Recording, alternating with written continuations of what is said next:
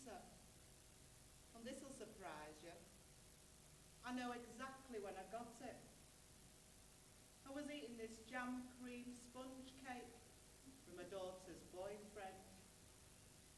Well, I suppose you prudes might think I'm wrong, me calling him her boyfriend, with him being gay. But he is. He's her boyfriend. And for me, he's like a second son. I was over at their place. They lived together. Well, not together like, but you know, together.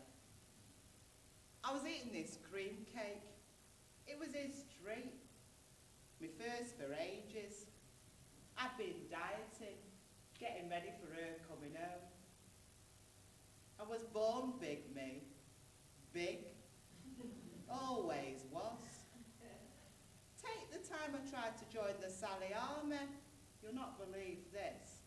You wouldn't let me because my legs were too big for their boots. Christianity, my big toe. Hey, get it? Big toe, big foot, big leg.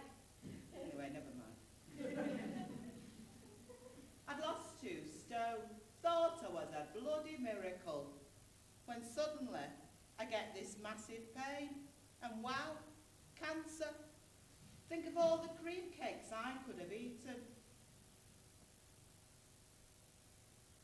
Now I'm here, 2 parts dead, going over my life like you do, like you all will, given the chance.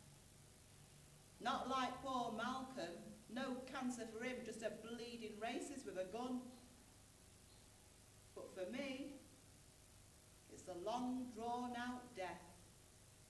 You'd be amazed how those memories come flooding back.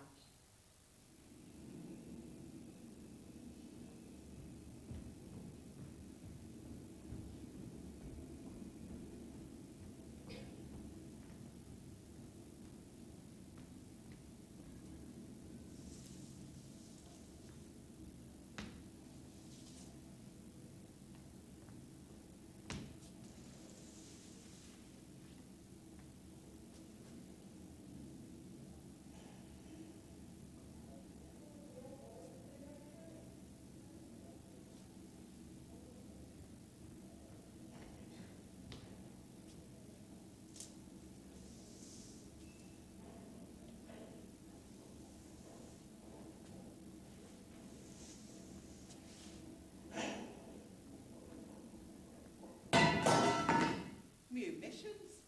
All my friends were in the munitions, but not me. I've always been very sensitive to smells. I was always passing out in church. Used to drive the nuns crazy. So I went into the laundries. I loved it. All that cleanliness, messing about with the suds. Plays bloody murder on your hands, and the heat could burn the end of your nose off.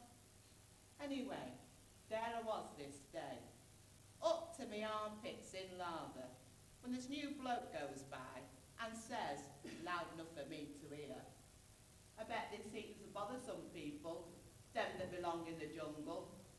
Well, bugger that, I was off. All the rest stayed, but not me. I knew better. There were people from all over the world doing their bit for the war effort, and here was this sod, bet he'd be no further than the top of his street, talking about the bleeding jungle. Anyway, I could wash at home for my son and my husband. Husband? Bastard, more like. Now don't get me wrong, I like men. It took some time, I'll admit, what with me being raised a Catholic, and thinking all men not wearing a frock, a black frock naturally, were suspect. I suppose that's why you never see Jesus in trousers, because the Catholic Church has passed out so many rumours about the evil that's hidden in them. Well, I found out the hard way. I wasn't just naive, I was thick. First man that said he loved me, got me, and not a wedding vow on his lips. But, being the Catholic that I was, I believed in the sanctity of marriage. So I took him to court. He was scared shitless. First day, he stood in that dock looking like the very criminal he was. Second day, he brought half the ship's crew with him, and they testified I've been with them all. A prostitute, he called me. And me, a Catholic girl. And the judge believed him. He looked at me as though I'd just stepped off Lime Street. I cried. I cried then. Really cried. I had no one to turn to. In the end, well, I won the case. But my son never took his name. And I went back. Back to the only home I've ever known. The orphanage. Convent, more like. I thought I'd had enough of nuns to last me a lifetime and then a bit more. And here I was, back with them. They used to give you a different name, like a church name or something, like Sister Teresa. And every morning, crack of dawn, they wake you up and tell you where you were working that day. Oh, and give out any special announcements they might have. Sister Teresa, you'll be working in the laundry today. Oh, and by the way, your baby died last night. I used to pray every night that my son wouldn't die. It took me ages to work out. All those babies, they weren't dying. They'd been given away for adoption. And nobody wanted a black baby. Thank you, blessed Jesus. Because I needed a husband, a father for my son. In those days, my son was the only person I loved in the whole wide world. Loving a child is important. I should know. No one's ever really loved me. My mother had cancer, and my elder sister. For my mother, they called it a broken heart. You see, my father was lost at sea, and the day he never came back, she never left her bed.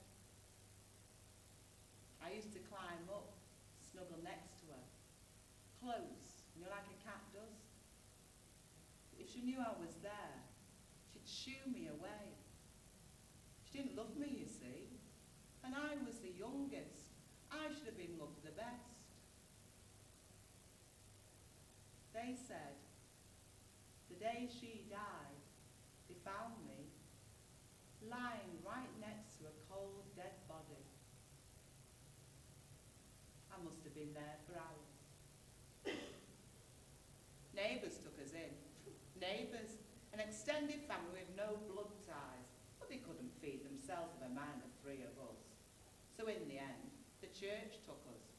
Seems it was a wish of some relatives across the water. Oh, they didn't want us like, but they wanted us brought up as Catholics. See what I'm talking about? Religion, it's bleeding stupid.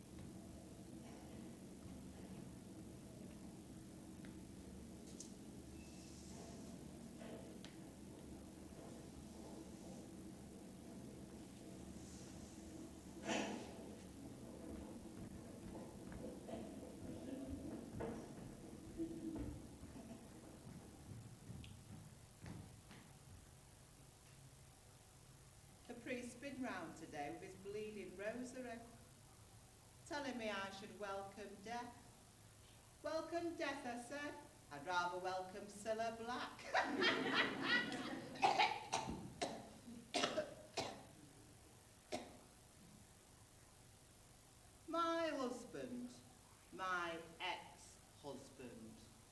smokes 40 fags a day, and he's not got cancer. He's an African, a real African, not like me, a mix up of this, that and a bit of the other. And the only good thing he ever did for me was give me my daughter. She's beautiful, my daughter. The day I got rid of him, I had a party, bloody good riddance. But he's a great father, and he loves her, maybe even more than I do. But as an husband, well, he's just another bastard man. I met him on Berkeley Street. All the sailors lived on Berkeley Street, sort of top of each other. Liverpool was great in them days. It was like the world, you know. People from all over the world. And we all got on, happy, living side by side. I mean, I had names for the Chinese that weren't, well, you know, very nice. I mean, I didn't exactly call them Chinese, but I don't suppose the name they called me was very nice either. But we didn't beat each other up, shit on each other's doorsteps. Oh, there were fights and name-calling that made my mouth seem virginal. But in Liverpool, you could marry anybody you wanted to, and nobody gave a bugger. So why the hell did I marry him? I mean, he didn't pretend to like my son. He didn't even pretend to like me. But he still gave me my daughter. Hugh, in the 50s, was just like Liverpool. On our street, there was an African fish shop, an Irish cobbler's, two funny French people that sold horse meat to make stew from. Stew, love. You know, potato rash. Where are you from? From Liverpool.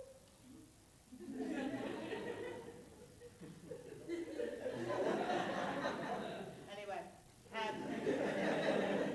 the greengrocers, the off-licence and the shop on the corner, well, they were English, or Scottish, or Welsh or something.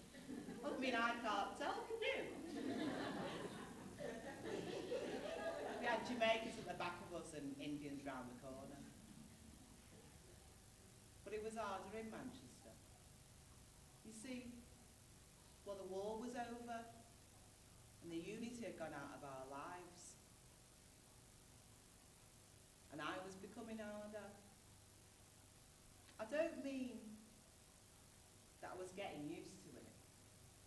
Just that, well, I was getting used to it. And so, well, I had to become harder. Being spat on the street.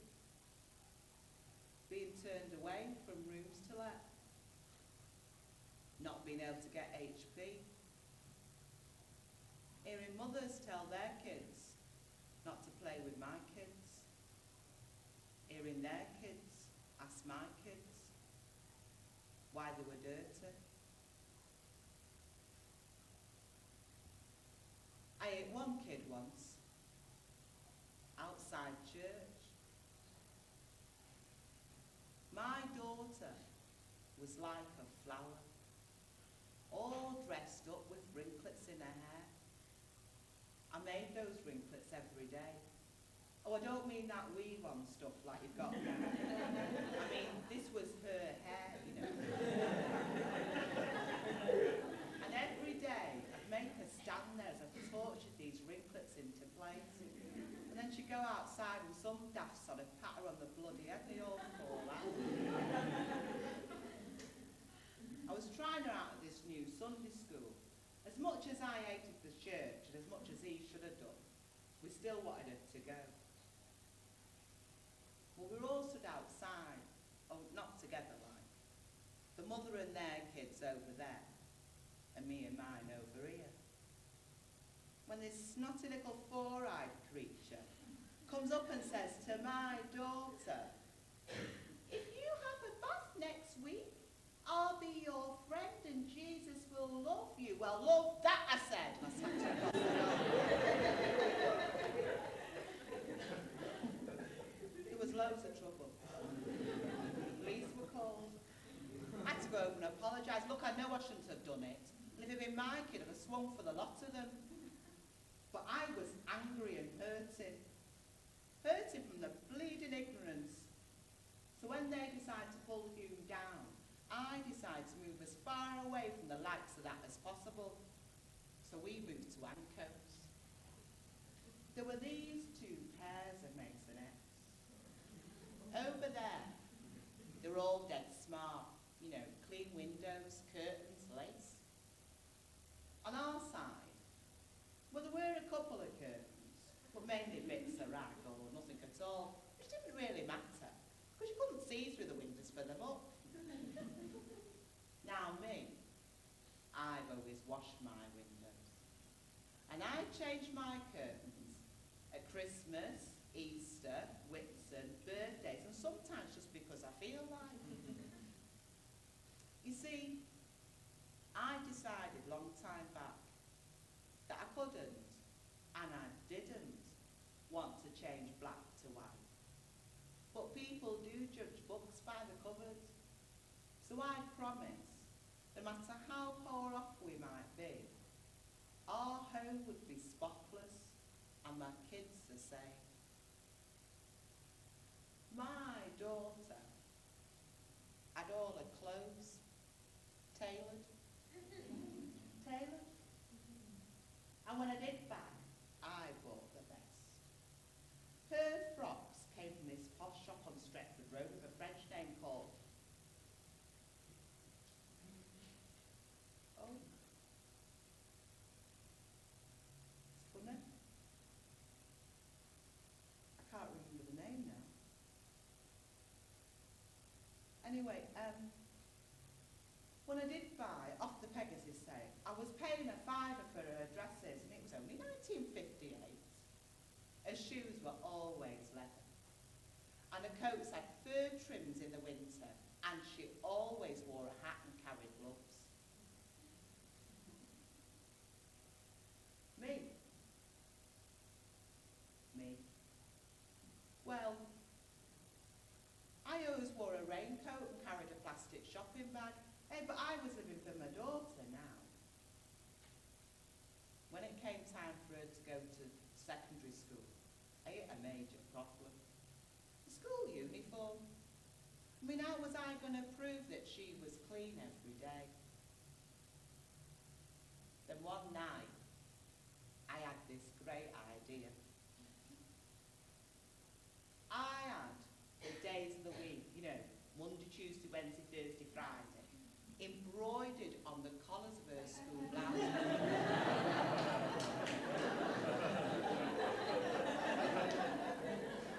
And every day, she'd swap a cardigan for a jumper and a V-neck. I know. I mean, I'm laughing. You're laughing. But it's not funny. It's not funny to be called smelly and dirty. So why are we laughing?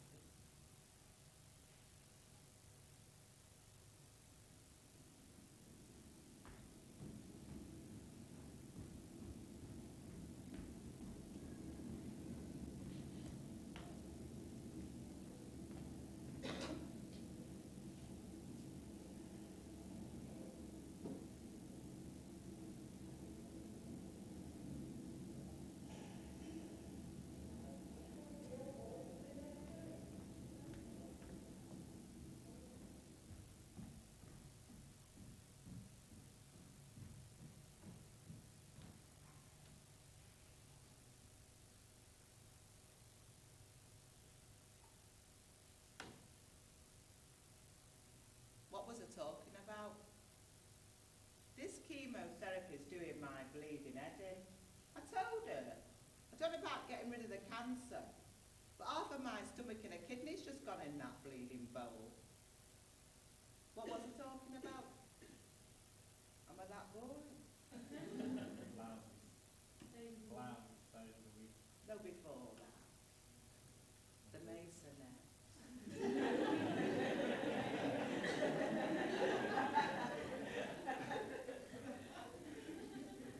I've been going over, getting things ready. Mainly though during the early hours of the morning. I worked nights then in canteens. I had done for years. My son, I'd lost him to Queen's College. That's what we called it. I'd lost him to school expulsions, nigger calling, bullying, drug taking, police beatings. I often wonder, do you think it was because of his colour? You see, my son, he's no innocent. But the police, how they love a victim. There was this one time, he'd have been about 18, 19. She, 7, 8. He was supposed to look after her, you know, whilst I was at work. And when I came home this night, I turned into our street, and all the lights were on in the house were like, I knew there was something wrong. I knew then, you know. And when I got to the front door, it was wide open. I remember that I started to sweat. I mean, I was sweating, wet. And when I went inside, it looked as though animals had been in there. Everything was everywhere. I remember I tried to scream, but there was nothing. There was nothing coming out of my mouth. And I climbed the stairs. Still, I wanted to say her name, you know. And when I got upstairs, she wasn't there. And I began to scream. I mean, I began to scream. I don't know what I said. I just remember this noise coming out of my mouth. And I came downstairs and I went out into the street and I started banging on the neighbours' doors, and this noise just kept coming out of my mouth. And then finally somebody, I don't know, somebody came out and told me the police had been, and I ran. I ran all the way from Radnor Street, all the way to the police station, inside, and there she was. Sat on this bench in a blue dressing gown and those daft tartan slippers with the trim. And she had this look in her eyes. I've never forgotten the look in her eyes. Seems that the police had come round, you know, looking for something, looking for him. They hadn't found him. They found her. Home alone, what they call it now, isn't it? So they'd taken her. They hadn't phoned social services. Hadn't even tried to find me. They just left her. Sat in the police station all night. You see me? I hate the police. Every last one bastard of them. And don't tell me they're there for my protection. Every single mother needs protection against the bleeding police. From that arm that slips off your shoulder onto your bust, or the one that finds itself between your legs. I could tell you stories about the bleeding police. There's no point.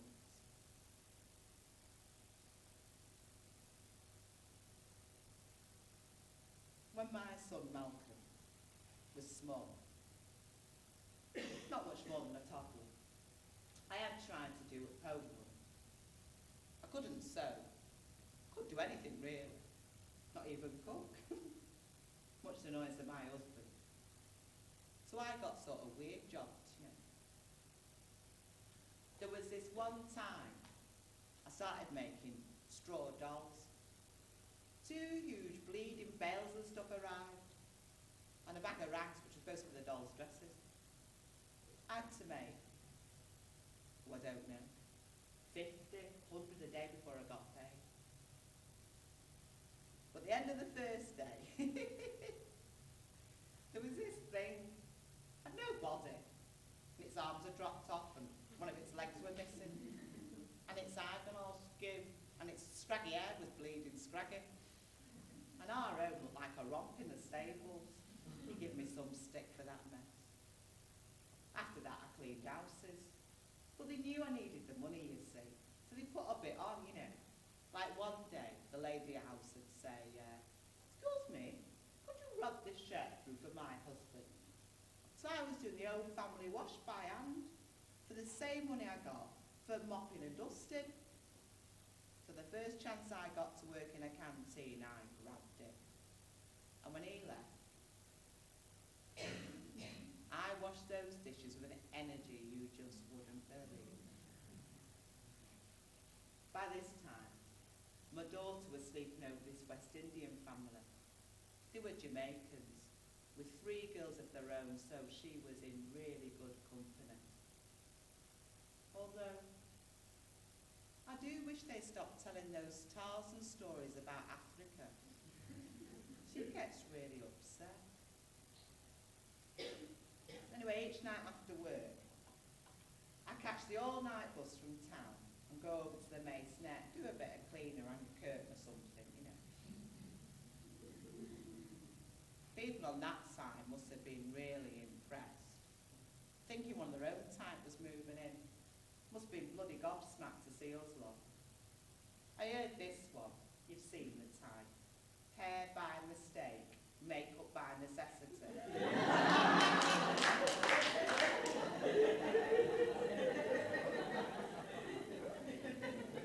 Asked my daughter, when she first come to England, I said, before you silly cow. She slammed the balcony door, never spoke to us again. Me and Anne West used to go shopping. She lived next door, Anne. She didn't give a bugger where you were from or who you were. Her life had been too hard for snobbery. And in time, well, it was going to get murderously harder. I had this fella by them. He was Polish, this fella, and really clever with money. His family had a lot, you know. Property, education. That's how he got this job as a wine waiter. I don't mean like he studied wine. I mean he drank it. You know, like with his dinner. He even got me sipping Drambuie. Drambuie. It's dead posh, that, isn't it? Drambuie. Anyway, when the communists had taken over the country, he'd come to England. And listen to this. Just because he hadn't been educated here, they wouldn't let him work as a vet. I said to him, doesn't surprise me, I've seen it all. There are West Indians, university qualified like that, teachers, driving bleeding buses. I said to him, you see in this country, as far as it's concerned, if it ain't British, it's shite. Well, anyway, it was him that convinced me to buy somewhere. Not that anyone was going to give me any credit. I mean, the only thing I could get on HP was out from the catalogue or Pauldings. It's called Debenhams now. Everything we had came from Pauldings. In fact, one day mine too complained. So next week, Saturday, I took them to town, to Lewis's. We picked out this 3-piece suite. I didn't need it, like, but I had to make them understand. Then we went upstairs and filled out the forms and waited for this dirty bastard in his smelly suit to come over and tell me that he didn't give credit to coloured families and he was sure I would understand. Well, I didn't bleeding understand, but I did. George. He was called George, have I told you that? He sorted out everything. But it was my name that went on the mortgage. I'd pick the houses out from the pictures and he'd go over and check them out. And I don't know what it was. Instinct. But as soon as I got the one I wanted out of that masonette. We didn't spend 12 months there, I'm sure. Still think about it, even now. Well, it could have been my girl, my daughter, but it wasn't. It was Leslie. She was beautiful, Leslie. Mom, I'm going to play with Leslie. Mom, can Leslie stay for tea? Leslie? Leslie?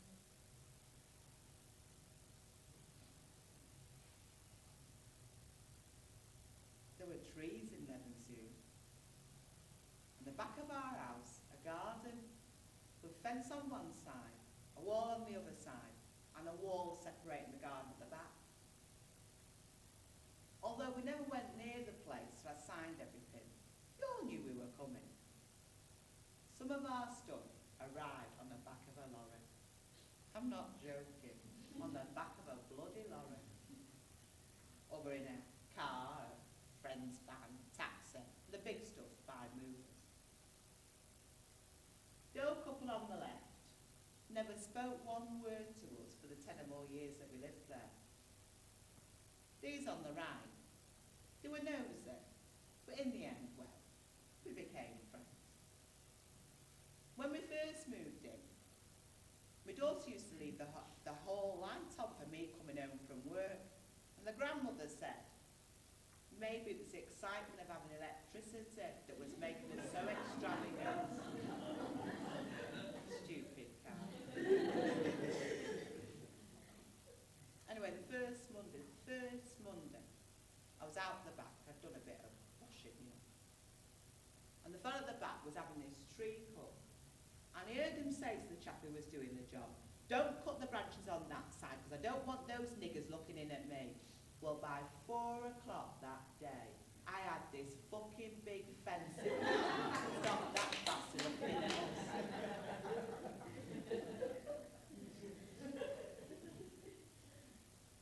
So much happened in that house. The kids were growing. The world was changing. Like my nephew. Have I told you about my family? My sister married my husband's cousin. So we're a real family, you know. Plenty of feuds. I don't talk to them, they don't talk to me. But when my nephew was boxing at the Olympic Games, we watched every second on TV, and that's when we saw it. Black power against American racism. My son Malcolm had grown his hair. He was reading the Soledad Brothers and quoting X. We were always fighting, arguing, him screaming at me. I've never cried so much in my life. But I wanted him to grab a future and rid himself of this life that was taking him. Sam Cooke died. We played his music through the night. Oh, somebody tell me, what is wrong with me?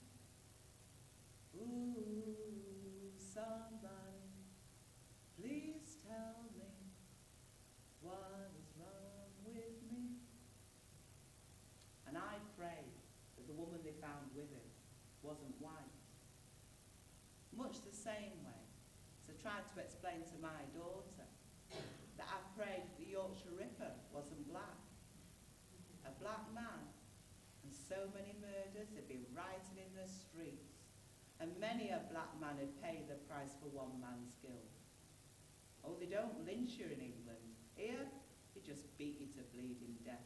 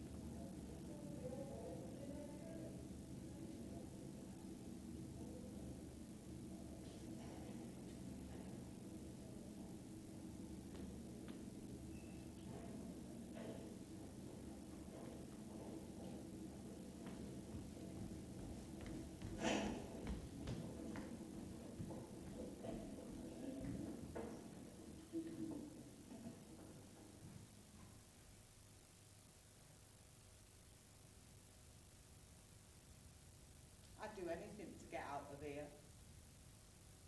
Out and about. Not that I ever went anywhere. When I first left the orphanage, I went to work for priests. First night, I took a fancy to a bowl of porridge, so I nicked some.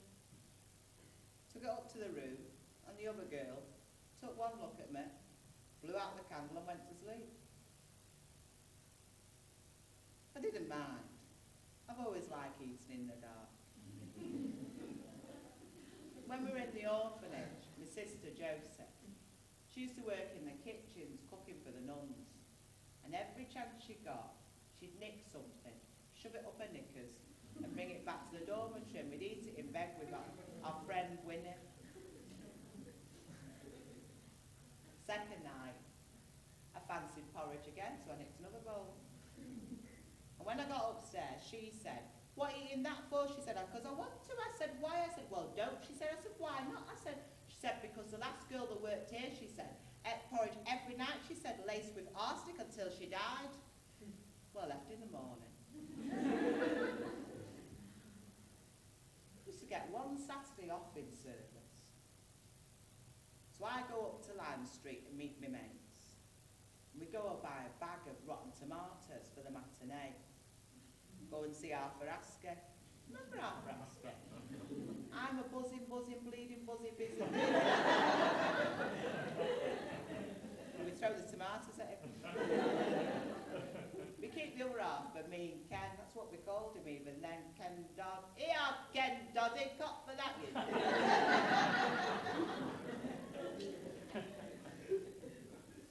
That was it for me, really. When I did get the odd night off, sit at home, watch the telly, feet on the buffet, and eat a cream cake. Went on holiday. Went to Paris, France. It was marvellous. Went to the Moulin Rouge. Saw the can-can dancers. And when they kicked the legs up, Dad no knickers on. Oh, I laughed. And I've got a laugh. It's like a cackle. I mean, when I laugh, everybody knows about it. Hey, they threw me out. My daughter did the can-can once, over at the Leicester Free Trade Hall. I sent her to dancing school as soon as she could walk. Well, you see, I couldn't dance, so I just thought she wouldn't be able to either. I mean, what did I know about natural rhythm in any form? She was a natural. She could do anything. Tap, ballet, which really impressed the teachers. Well, you see, African bottoms are not supposed to be able to manage ballet technique. Bloody stupid if you ask me. Well, I mean, you don't dance with your arse, do you?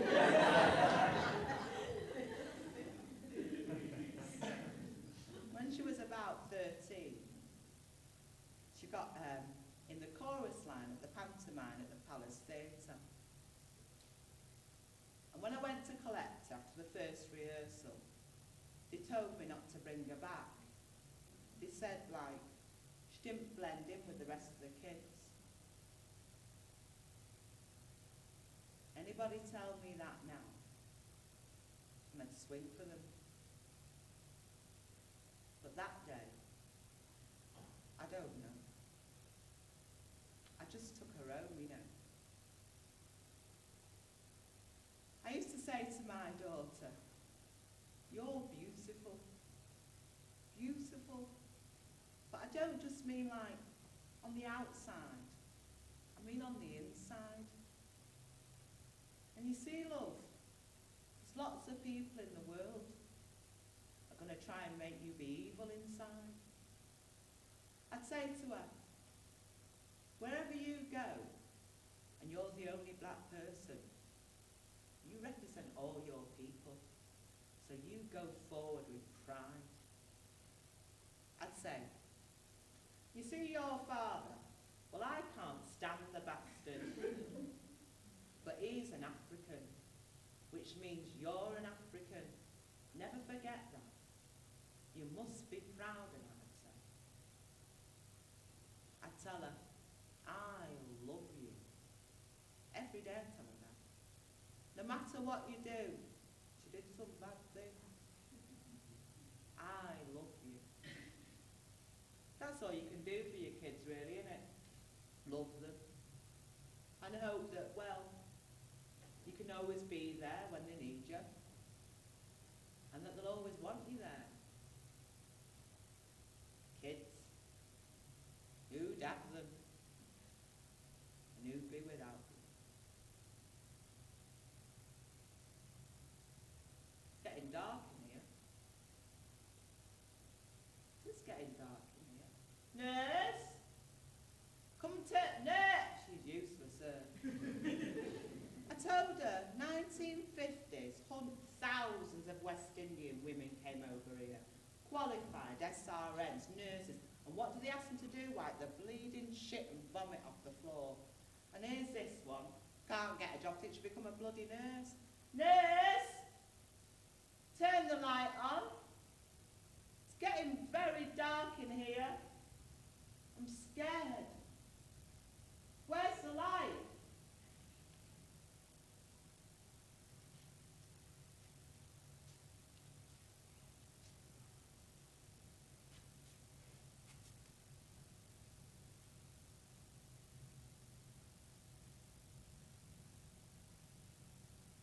Margaret Josephine Andy, born 27th of March 1920, died 7th of December 1980. When my mother died, the world didn't stand still. Nothing changed, stopped, to mark her going. One day she was there, and the next day she was, well, this container of ash that I could carry here in my hand. When my mother died, nobody noticed her passing as much as I did. And then, one day, I'm not sure, it could have been weeks, it could have been months later, I woke up crying. I mean, absolutely sobbing my heart out. You know that moment between being asleep and being awake? Well, at that very moment, I began to laugh. Not a laugh so much, but like this really dirty cackle that was my mother's. This cackle that said, bugger the lot of them, look, they're not going to keep us down in the end. And that's really when I began to laugh at myself. Forget it. The body dies, but the soul, the spirit, that lives on. And you carry it here, deep inside of you. And that's when I began to remember her. In private times, like she'd come home from work, she'd lift her skirt up, rip her corset off,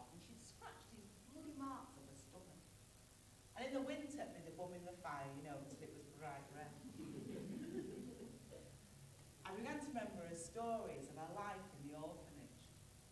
And now she always wanted to make us proud of what we were and not to be ashamed of her with her auburn hair and a white skin. And then I really laughed at myself. You see, I'd forgotten that I carry the determination of a whole race of ancestral people, not simply just in the colour of my skin, but in my determination to see every day through to its end. And mixed up with all these Africans is this one special woman. Recently, every year, it's almost like that summer that doesn't come around. This country, the press, the radio, the TV, start to discuss the issue of mixed race people. How all mixed race people are confused. Speaking for myself, as a black British woman, and I say that because I believe that I own a piece of this pissy little island. Own because I know that African people have contributed to England freely and in slavery since 400 AD. But for anybody who's really nosy, and believe me, people can be nosy, then I tell them, yeah, I'm a mixed race woman. I'm very centred in my knowledge that I'm a first generation Nigerian daughter. And I'm also very centred in the knowledge that I'm also the daughter of the Liverpoolers. You know, if any of you people really believe that all mixed race people have an identity crisis, you're wrong. It's this society that's bleeding confused. Do you? I really wish you'd known my mother. Oh God, that's what she'd know. Because in fact you do, don't you? Because, well, this was the story of her.